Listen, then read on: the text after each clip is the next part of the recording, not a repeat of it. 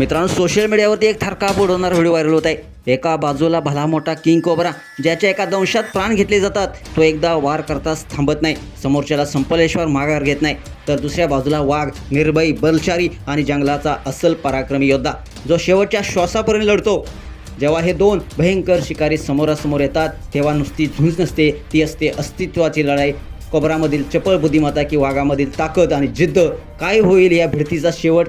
या व्हिडिओमध्ये वाघ आणि किंग कोब्रा असे जंगलातील दोन सर्वात भयानक शिकारी समोरासमोर भिडताना आपल्याला पाहायला मिळणार आहे. व्हिडिओच्या सुरुवातीला तुम्हाला पाहायला मिळते की एक वाघ जंगलामध्ये शांतपणे फेरफटका मारताना दिसतोय. तेवढ्या त्याच्या नजरे समोरून सरपळत येणारा किंग कोब्रा पडतो. बघता बघता वाघाचं लक्ष त्या नागराजावर जातं आणि वातावरणात एकदम तणाव जाणवायला लागतो. वाघ आपल्या पंजाने किंग कोब्राभोवती आक्रमकपणे कळ निर्माण करतो. तो नागराजाच्या एकेका हालचालीवर नजर ठेवत सावधानपणे पुढे सरकतो. काही क्षणातच तो संपूर्ण स्थितीवर वर्चस्व मिळवतो. दुसरीकडे किंग कोब्रासुद्धा काही कमी नाही. तो आपला फणा उंचावतो, फुटकारतो आणि वाघाला जोरदार दंश करण्याचा प्रयत्न करतो. काही सेकंदामध्ये वातावरण थांबल्यासारखं वाटतं, कारण दोघांमध्ये कोण बाजी मारेल हे निश्चित होत नाही.